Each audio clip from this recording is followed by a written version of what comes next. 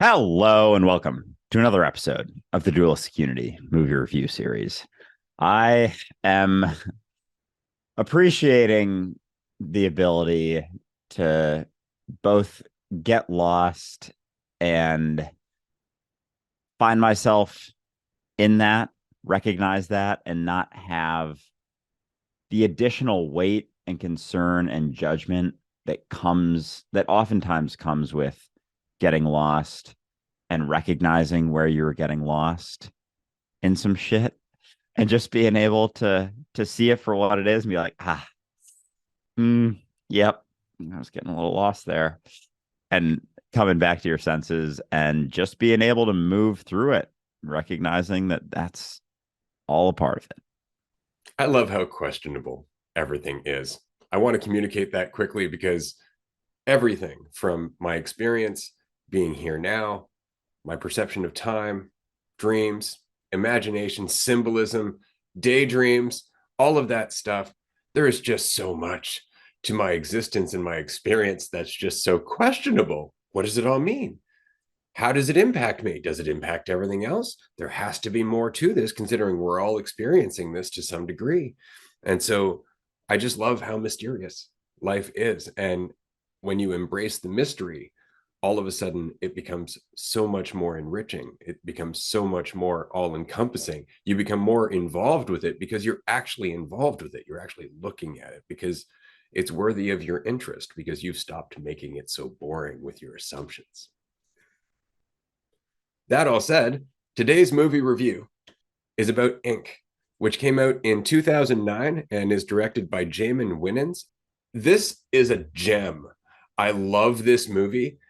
It stars Christopher Soren Kelly, Quinn Hunchar, Jennifer Bader, Jessica Duffy, and Jeremy Make. There's so much to this movie. There are so many different levels to this movie, and there's so many different aspects to this movie that we could talk about. It's a masterpiece. It's just brilliant. The fact that it didn't get more attention is incredible. I'm so happy that we can talk about this movie today because I watched this movie well over a decade ago. Again, it came out in 2009, and I just found it to be powerful as hell. Like, there's so much in terms of the story, the characters, the acting, the choreography, the soundtrack. Like, it all just adds to this whole experience. It really is a fantastic movie. And if anybody hasn't watched it, go and watch it. Yeah, this movie is nothing but epic. The soundtrack that I had that written down as a note, epic soundtrack, bring up because it's like it sends you. You experience so many different emotions. By the end of it, I was just telling Ray, I was bawling my eyes out without even necessarily like a specific thing. It was just an overwhelm of emotion by the end of it. And so yeah, this movie is really I mean, as Ray already said, there's so much to it, but I think one of the things is expressing how many forms the ego can take and how many different iterations there can be, but at the same time, it's all sort of the same cycle in a way. Like as much as it appears to be different between different characters from John to the Drifter to Ink, which spoiler, go watch the movie, don't continue on until you watch it, or just keep watching or listening to us and watch it later. But Ink obviously being John, and that the extent of the shame and the guilt that he perceived on the one timeline. So anyway, we'll get into that, but I just found it very interesting how well it was able to express the pitfalls of the egotistical cycle and simultaneously the draws of it. And it's so funny in the last week how I'm realizing in the positive idea of yourself built off of pride and feeling good about accomplishments and things that you've done, there is an unwillingness to question that, despite it being the root of where all of the suffering comes from. But I almost didn't even see how powerful it is in our society, like how many people having this conversation, it's just hitting me how me expressing you're not what you think is not just a, a freeing or the recognition that you're not what you think is not something people run towards when they feel really good about the idea of themselves. And it's fucking blowing my mind that I straight up don't know if I recognize that until this last week, like how powerful of a draw that is. Because I see people in that state suffering from time to time, but there's enough cessation of the suffering through the positive idea of yourself, through the things that you have done, that you don't feel like there's a reason to question, but there's an inevitable cost. There's an inevitable end to that road. So I think going back to the movie, this does a really, really good job of expressing that cycle and just the dangers of it and the cost of it. Because as Ray said in the intro, you're not remaining sensitive to reality when you're caught in that cycle at all. And that you will, without a doubt, come to situations where you, not to say that regret is inevitable, but it almost is, due to a lack of sensitivity to where you're at, and a prioritization of a fiction. There's going to be a cost in reality when you're so invested and involved in paying attention to something that isn't in reality. Well, and I might as well skip straight to what I think is possibly the most powerful part of the movie, and really what it all comes down to, which is the speech by Jacob about the chain reaction, the loop, the cycle that we get caught in. And he even says they're all reactions. A man has a weakness, he's flawed. That flaw leads him to guilt. Guilt leads him to shame. The shame he compensates with pride and vanity. And when pride fails, despair takes over. And all of it is based on how you think about yourself. Every single part of that loop is the overinvestment in identity as truth. Every bit of it. And that scene is beautiful because Jacob is showing in that scene how little it actually takes to affect the flow and how much sensitivity you can have for the flow. I love the fact that he actually says, I can hear the beat and we're all part of the song. Yeah, I had that loop written down in my notes, and his statement, they're all reactions. Weakness leads to belief in a flaw, to guilt, to shame, to pride and vanity, to despair when that doesn't hold up. And it inevitably won't. It can't hold up forever. And that root, or that loop, continues on, and it can continue on in so many iterations, but it's all circling around your perception of yourself, a story that you tell yourself, and you try and improve the story as opposed to questioning it.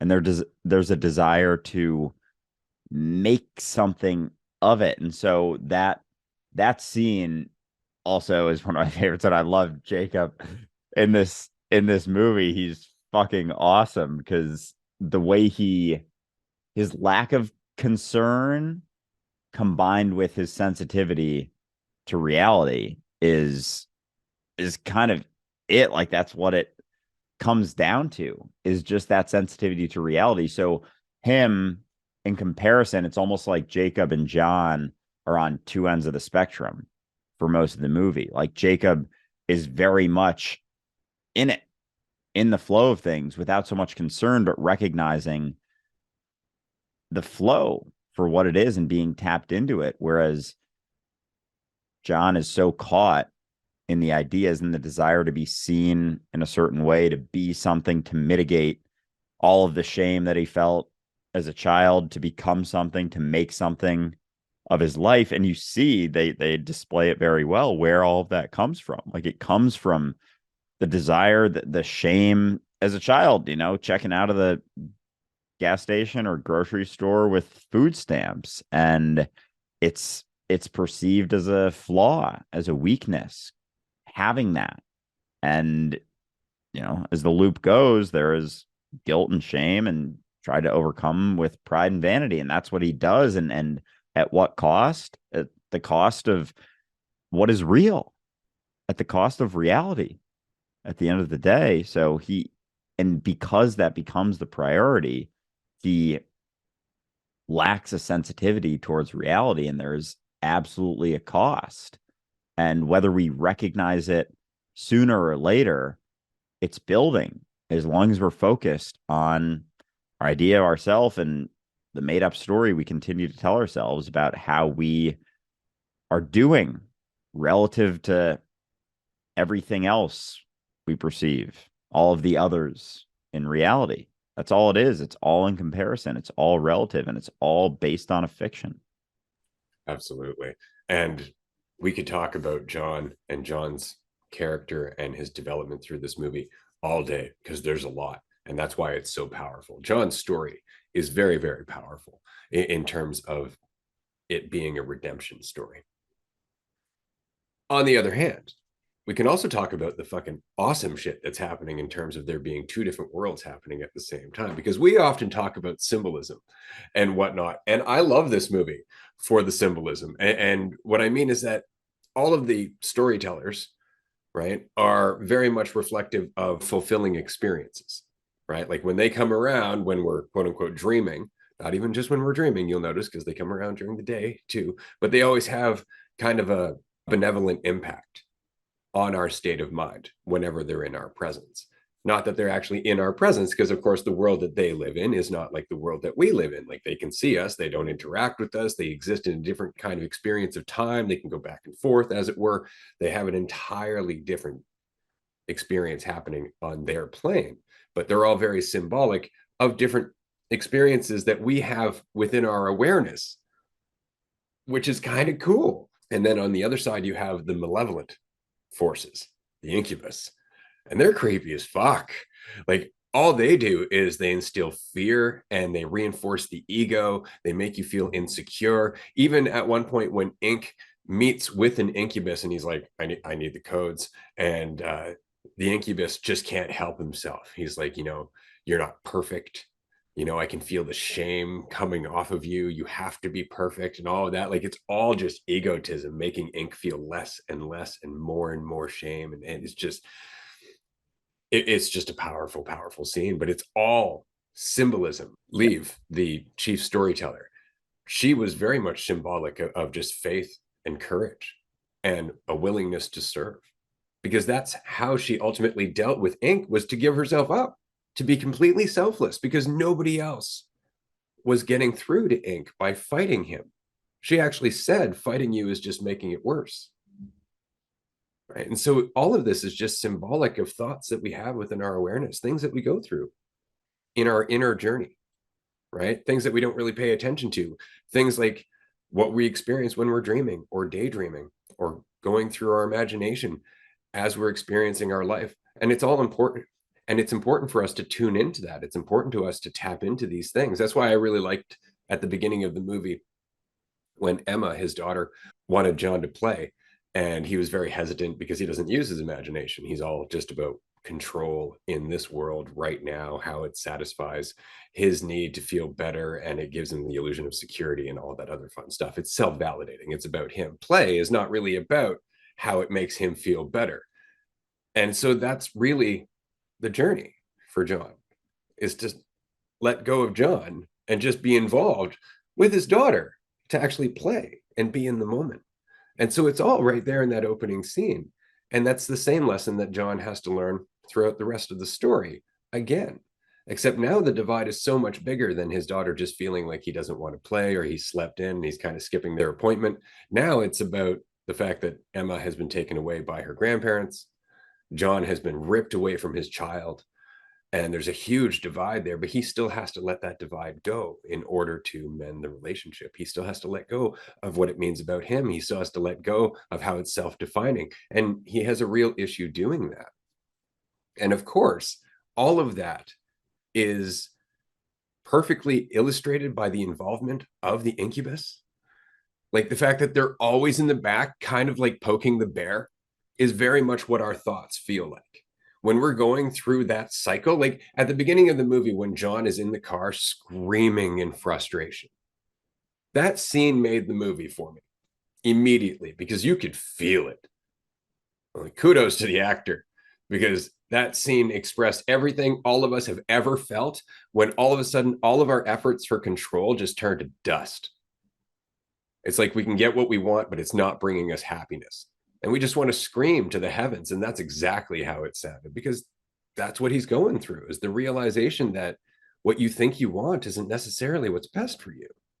Yeah, and the perception of a payoff of that sacrifice, like that's what really hits, I think, is when you think that there is a payoff to attaining a degree of control and watching it all fade away right in front of you. It's like the cost is huge. You're giving up what is real to invest in an illusion. And so when that doesn't pay off, the spiral can be dark, very dark, because you're not being sensitive to reality. So you're not even in it. So you're entirely invested in an illusion. You're totally invested in it. And to John's journey and the discussion, I found it interesting when he was grandpa came into his office and was trying to get him to go see Emma. And all of the story started coming up like, you took her from me. I'm not a part of this anymore. I don't, he said something along the lines of like, I don't have a daughter anymore. And this might be what's happening now, but he said something along the lines of like, I live in the past. I am in the past. I continue to live and exist in the past. And that's just very symbolic of him bringing his story along with him. So if he's always living in the past, he's never actually sensitive to what is real. He's always trying to overcome that shame and guilt from the past by focusing on something that's going to happen to him in the future. He's running from the stick and chasing the carrot throughout the entire movie, and he must chase the carrot in order to think he's doing something to overcome the stick, to overcome the shame and the guilt, as opposed to letting it go, as opposed to questioning what it's rooted in, the illusion that it's based off of, the recognition that it isn't real here and now. And so he's just not even existing in the moment because he's trying to overcome all of those feelings. So he can't step away from the carrot that he's running from because that's the answer. That's what he believes to be the answer. So he can't even go back to the thing that caused the shame and the guilt in the first place, being a lack of awareness, being inattentive to his family, to his story, to what was real. When his wife was still alive, she was saying, you've been absent. You're always absent, because that drive to be something and overcome the shame then from his childhood was driving him to become more, to work more, to get promoted. So it was like he had shame and guilt from childhood he was trying to overcome in the moments, while more shame and guilt was building based off of being an absentee father, because he was trying to overcome the shame and the guilt from childhood, and then jump again. So now he's trying to overcome the shame and the guilt from the moment that he was missing by trying to overcome the shame and the guilt from childhood in, present day, sort of in the movie, not even recognizing that the shame and the guilt he feels from being an absentee father that he's now trying to overcome, that was only because he wasn't aware, trying to overcome other shameful and guilty feelings. And so it's a vicious cycle. And when do you arrive? There's no end to that cycle. And yet he continued to try to, and it really wasn't until, he had it was an hour in between the pitch and when it was going to get finalized. And he had that choice. And it was the scene with Jacob kind of putting things into motion there and disrupt that flow. And it wasn't a guarantee that anything would happen, but it was a shift enough that gave John the opportunity to make a different decision, to shift that. And it had to be in the moment. In that moment, he had the opportunity to probably leave the hospital and go back to work, or go see his daughter. And that's what, as he let go of that drive to overcome the previous shameful and guilty feelings, he broke the cycle. He broke the loop by going to that and changed everything, changed both timelines that were happening. As demonstrated by that epic fight scene in the hospital towards the end of the movie. That was just fantastic. One thing I wanted to comment on was, of course, that so this cycle of guilt and shame and then vanity and pride goes on throughout John's life. And then ultimately, it's the reason that he commits suicide. And that's why the bad guys, the people with the creepy things over their faces, are so excited about what's happening, is because Ink, at this point, lost in his shame and guilt again, is about to create an action that is actually the reason for his original downfall as John. So it's a beautifully circular self-destructive cycle in that his future self is undermining his past self. And isn't that exactly what we do to ourselves to some degree? It's not just that we beat ourselves up about what we've done. We look into the future. We perceive some trajectory into what we're going to become. And that also tears us down. And so the possibility of what he could possibly become, the monster that he could be, was ultimately leading to the self-destruction that he was experiencing in the present. And so he had to let it all go. And I just thought it was beautifully illustrated. And again, I thought it was just so interesting how that's why they were like, you are our greatest success. Well, why? Well, because he was actually undermining his own past self. So in that, the reason that the incubus are so like licking their chops at Ink basically is they see, is it because they see like a deepening of that cycle? Like he made that jump before suicide, which led to becoming Ink, and then as opposed to questioning that cycle or doing things differently, they're seeing him go through the same cycle and choose the same sort of things. It's just digging him deeper and deeper and deeper to the point that it gets more and more difficult to question what you believe to be so certain.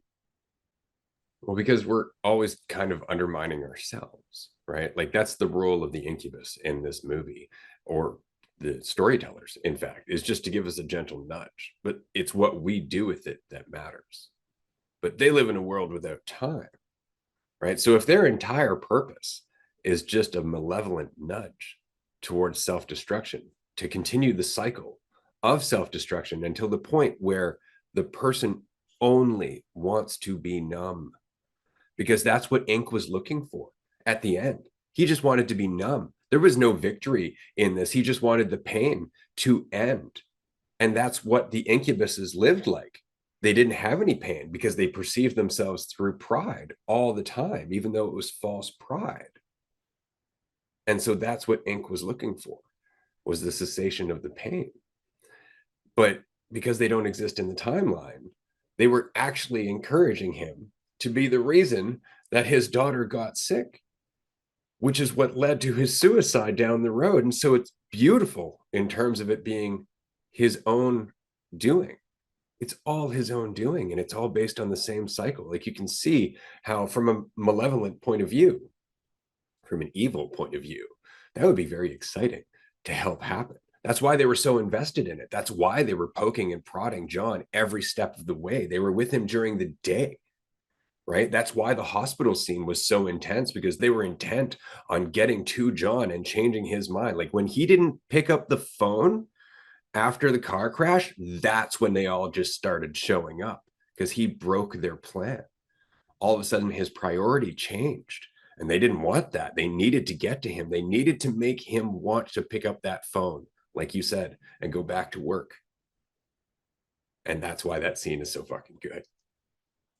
Yeah, I think one of the one of the things that situation and just the movie in general shows, and we were kind of talking about this yesterday in season 5 opener, season 5 Premiere. Is that the one? Yeah, maybe Premiere. Yeah, we'll go with that.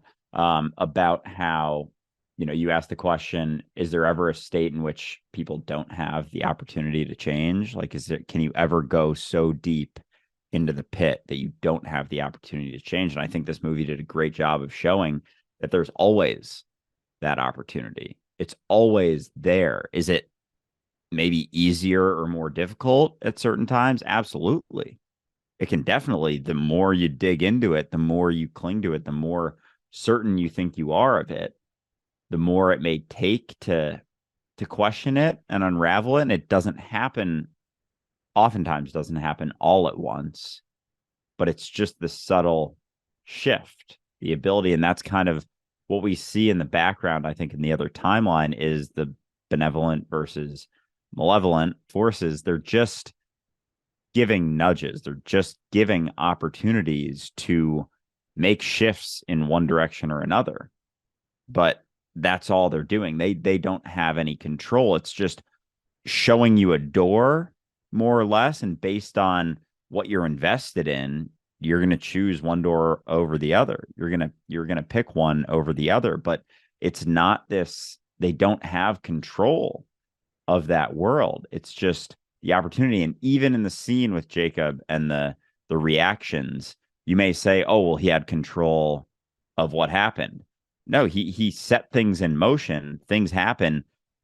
The intention, who knows? It for the car to crash. It was for something to shift, something to give John an opportunity to make a different change. But there was no force. He couldn't make John do anything. He could just give him the opportunity to make a change, give him an opportunity to see things differently. And that's all that reality is ever doing for us. Ourselves doing it for us is giving us the opportunity to cling to things or to let go of them. And they're always there. They're always right in front of us. We always have the opportunity to shift and see things differently. And that's why questioning is so important. It's the certainties we settle upon that take us out of that, the continued process of settling upon certainties that don't actually exist, that keep us from being willing to question that flow, to shift the flow of our life, which is just shifting the flow of reality. And we always have that opportunity. I want to mention very quickly the drifters, because not only is this movie about the cycle of going through certain stages of self-destruction to end up at the bottom, as it were, in terms of shame and self-judgment and possibly suicide, but even the drifters are kind of symbolism, because again, if you look at the incubus as the far end of the spectrum in terms of just being numb, totally tuning out the world, being kind of a psychopath, frankly, then the two drifters are also kind of stops along the way to that mentality. So Ink has to go and get these two parts of the code from these two different drifters. The first one, mine, that's mine. That's mine too. Yep, this is all mine. And it's all just materialism. It's all just possession. It all defines him. And what's worse is that it's not even really nice stuff. Like the place looks like a shit pit, right? Which is likely why he's still absorbed with the getting and not so much full of pride.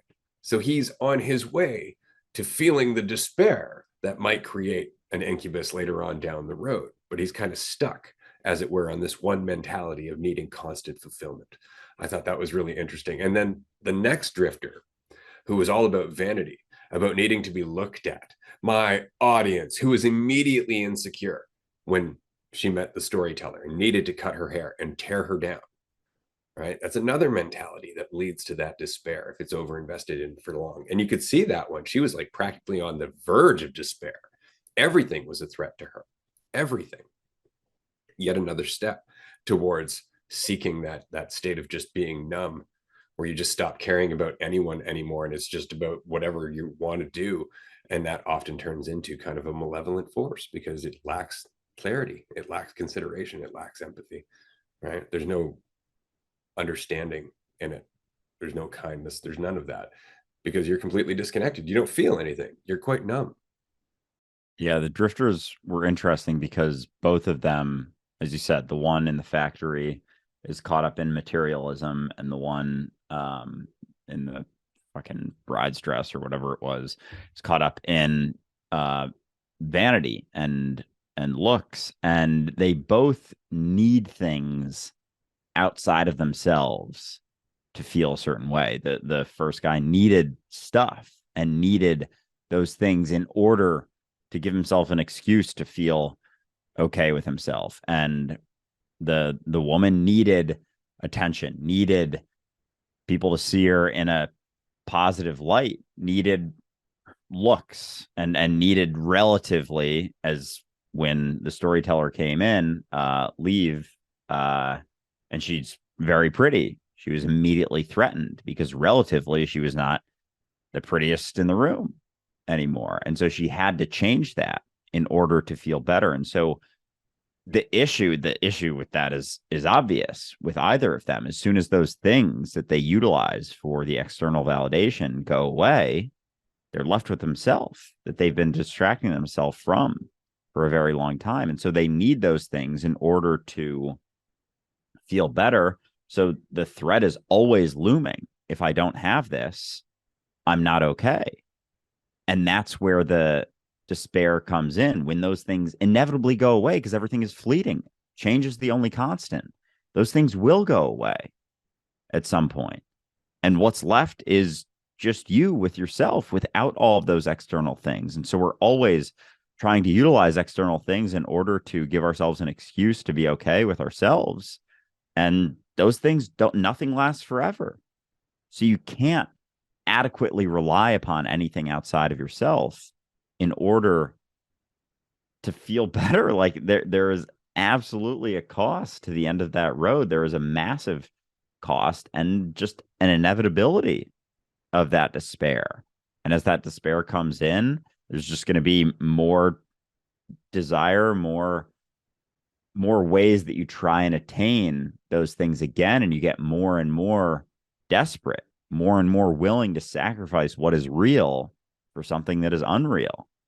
And that process will just continue. The cycle will continue until it breaks, until you recognize that maybe you don't need all of those things outside of yourself, and you come back to what's real, because all of those things, they mean something about a story rooted in the past and the future. They don't mean anything about what you are here and now. But as long as you believe that they do, you'll do everything to attain them and everything to hold on to them at any cost. I think that's why Leave's character had such an impact on Ink, is because she just kept putting him first. You have control. This is all about you. Our lives are in your hands. I'm going to go where you want me to go. And she just kept putting him first. And there was an example there that you don't have to keep thinking about yourself all the time. That's why I like towards the end of the movie where he keeps repeating, I don't understand. And you could see it on his face, like, what? Like, why? Why are you even doing this? And it's because you don't always have to be thinking about yourself. You can just serve. You can serve others. And that's when he does. That's when he turns it around. He actually does what's good for his daughter rather than focusing on his own shame and guilt, trying to get away from his suffering. He actually looks beyond himself and is able to change the entire story as a result. But what I really enjoyed was when John, after John has his accident and he is in a state where, because the incubus can't get close to him, he's being protected, as it were, by the storytellers. They can't manipulate his thoughts and make him fearful and whatnot. And so he remembers his wife and everything that led up to her dying. And he has this conversation with her, or his projection of her, or whatever. And in that, all of a sudden, he just admits, I didn't know what to do. I didn't know what to do. And that's a huge admission, to understand that you can't know what to do. Like, there is no way that you should know what to do. Nobody would know what to do in your position because nobody is in your position. So there is no guilt there. There's no blame there. There is no fault there. And when you let all of that go and you come back to where you are, you have a clear view of your life and you're able to make different decisions. And so rather than holding on to his shit, he walked down the hallway, because of course, conveniently, he was in the same hospital, right past the grandparents who he might have had a gripe with, and went to see his daughter. And it changed everything. Yeah, that's really just it. That admission of not knowing is what we run from. We try and use everything we can to escape that, but that's where the freedom is found. That's where the sensitivity is found. That's where, despite it feeling uncomfortable at first because you're so used to clinging to false certainty, that's where the sensitivity to reality exists. And that's what I was saying before about when we don't remain sensitive, when we're lost in illusions, that's where the actions that we take that we regret happen when we feel like we don't know and we try to know and do everything we can to escape that discomfort. That's where the actions take place out of a lack of sensitivity to reality. And so, in order to remain sensitive and in reality, we have to recognize I don't know and come to terms with it, and then just kind of stay there and not try and know necessarily, not figure out a way to overcome, to use force, to use, things outside of ourself in order to get rid of that discomfort. But just being willing to sit in it is how you remain in reality. That's the only way to remain in it. And through that sensitivity, you won't take actions that later on you'll look back and be like, oh, I wish I shouldn't have done that. Wish I hadn't done that. I was so lost. I was so invested in a idea, in an assumption, in a story that wasn't actually real that you just kept using in order to escape the reality of not knowing. So you have to remain in that in order to remain sensitive, in order to remain in reality and allow yourself to remain in the flow. And it's always the best outcome because it's the one that's actually in reality.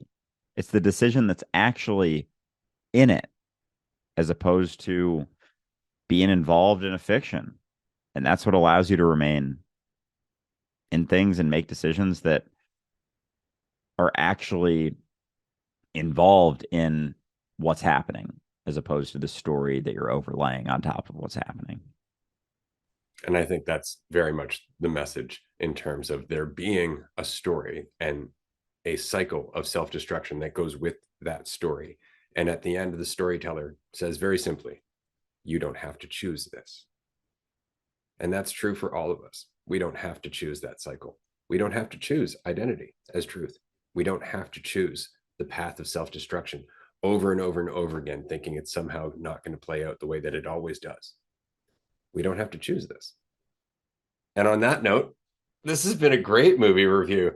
I really, really enjoyed this movie. Obviously, I can't recommend that people watch it enough. It's definitely one of those gems that's just overlooked and should be recommended to anyone who sees things deeply and is willing to look at a really well told story.